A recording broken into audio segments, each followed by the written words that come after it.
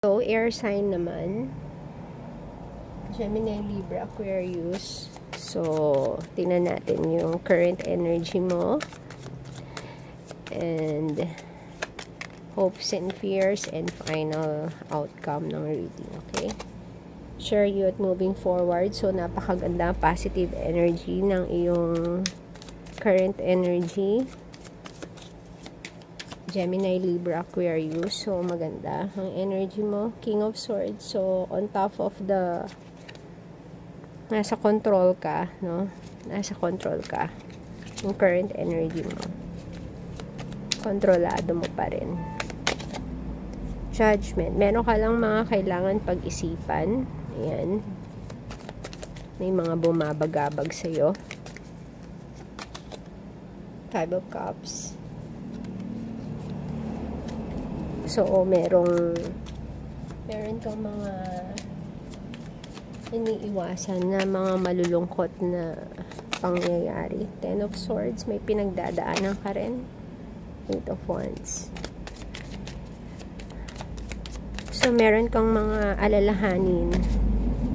No? Tignan natin ang iyon. Ten of Wands. Puro ten. So, malabas yung mga tens. Okay. Ten of Wands. Yan yung hopes and fears, final outcome, Eight of Pentacles. So, ikaw, magpa-plant ka lang ng seeds mo kung ano yung mga tingin mong kailangan, no? So, clarify natin tong Chariot. Mag-move forward kay King of Cups. So, maaaring yung iba sa inyo, mag-move forward ang love. Maaaring i-reject mo maaaring i-reject mo yung mga tao or yung mga nanliligaw sa'yo, to be specific, na nandyan lang kapag gusto nila, pero pagka ikaw ang may gusto, wala sila. So, feeling mo hindi sila seryoso, tatanggalin mo sila. So, ang hinahanap mo is yung totoong tao, no? Ito ang matitira. Itong si King of Cups. Ito naman, ayan, iiwasan mo yung mga taong nagbibigay sa iyo ng problema. Knight of Wands, Seven of Swords, Nine of Wands. Nine of Wands, Seven of Swords. May mga confrontation kang maaaring ayaw mong mangyari. Ayan. Medyo iniisip mo na baka mangyari itong mga confrontation mo, ayaw na ayaw mo yan. Pero minsan hindi mo maiwasan sa simpleng usap. Maaaring sa family. Ayan. Knight of Wands. So, ikaw, marami kang kausap. So, maaari kang maraming makaka-encounter na confrontations. Ayan. King of Swords. Ayan. King of Swords. Ayan. Lakasan mo lang yung loob mo. Ingatan mo lang kung ano yung meron ka.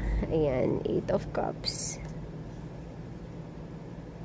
Lalayuan mo yung mga hindi nakakabuti sa'yo. Ayan. King of Swords. Ayan. Maliwanag yung iyong future.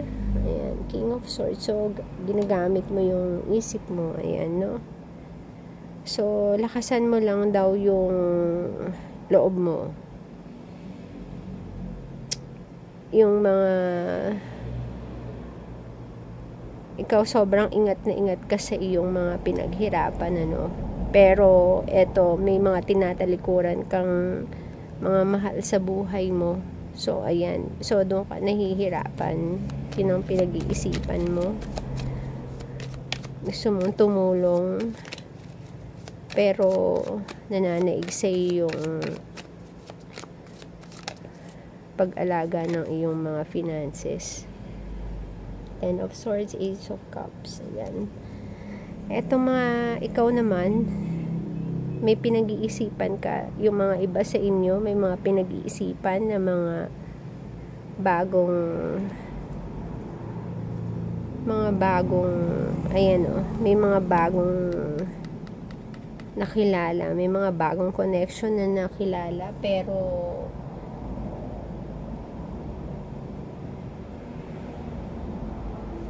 ang feeling mo parang something is off, no? May mga hindi pinapaalam sa iyo ng totoo. So pinag-iisip ka. Ayan, pinag-iisip ka itong mga bagong connection na ito. Judgment. Ayan, Judgment, Ace of Wands. Maaaring meron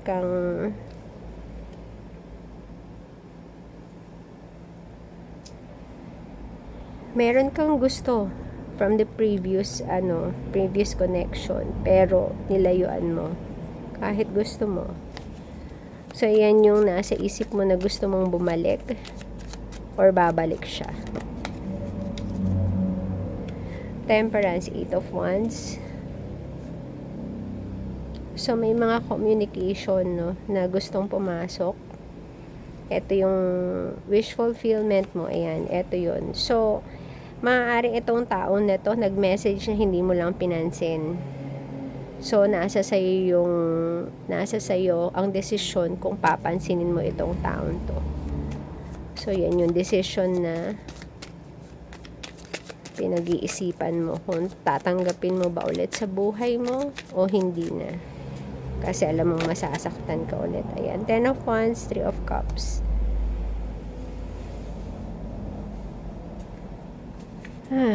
So, ito yun. Ito yung dati. So, maaaring si King of Wands mo, ito yung previous mo. Ace of Pentacles. Ito, maaaring kasal ka dito or nagkaanak, nagkaroon kayo ng problem, yung iba sa inyo. Dahil sa ibang tao, yung iba sa inyo maaaring third party situation na wala rin nangyari, okay? Yung sa kanilang third party, wala rin nangyari. Maaaring yun ang sinasabi niya sa messages niya. So, maaaring ito yung kinakatakutan, baka maniwala ka dyan. Or iniisip mo na sana wala talaga nangyari. Eight of Pentacles and Six of Swords. Etong outcome na to, maaaring iwasan mo muna itong connection na to, and then ito, lalayo ka muna and magfo-focus ka sa iyong career. Ayan. Queen of Wands. Gusto mo muna ng stability.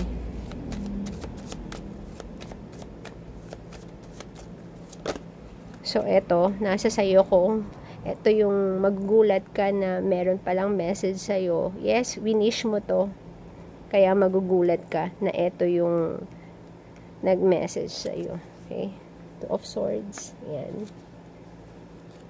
Two of Swords. Ayan nga. Yan yung connection na wini-wish mo dati na pero iniwasan mo. Pero siya yung nagpapasaya sa'yo. So, Two of Swords. Maaaring ito yung pinag-iisipan mo. Kung tatanggapin mo ba itong tao na to or tatanggapin mo yung message na to, sasagutin mo ba? So, ito maaaring ito hindi mo pa natatanggap. Ito ay isang unexpected message na kailangan mong paghandaan. Maaaring hindi pa. Ito yung wini-wish mo, pero magugulat ka na lang na meron palang magme-message sa'yo. Okay? Unexpected yan. Ayan, new communication. So, ito, sa new communication, maaaring nga, itong yung message ito magpapaliwanag. Ito yung someone from the past na nakabuild mo. Maaaring ex mo, ex-husband mo, ayan, ex-boyfriend mo. Or pwede rin, friend mo naman, pwede rin, na nagbigay sa'yo ng hirap ng loob. So, meron kang malalaman dito from this message. So, mare-receive mo yan. So, nasa sa'yo na lang yung, ayan, the Wheel of Fortune. Knight of Cups. Seven of Pentacles. So, tandaan mo, no, yung intuition mo, pairalin mo kahit na ano ang mangyari. I-reassess mo to. Maaaring i-reassess mo to. Maaaring may tanggapin ka. Either itong taon to na bagong connection or itong from the past na magme-message. Ito yung unexpected na message na marireceive mo. Ayan. So, i-re-evaluate mo siya. And makikinig ka kung ano ba talaga ang tunay na nangyari. Yes, etong kinakatakutan mo, maaaring ito ang marinig mo sa message na to. Ito, kung ano ba talaga ang nangyari sa kinakatakutan mo nito. Maaaring masagot na. Maaaring hindi naman pala totoo yung iniisip mo noon. Diba? Yan. So, magiging outcome nito, after mo marinig to, either mag-build ka na ng future with someone, either sa kanilang dalawa, or mag-build ka ng future mo mag-isa. Eto, iiwanan mo na yung past and i-embrace mo na yung future. So, ayun mo na mga air signs, Gemini, Libra, Aquarius. Hanggang sa susunod na reading. Thank you and God bless.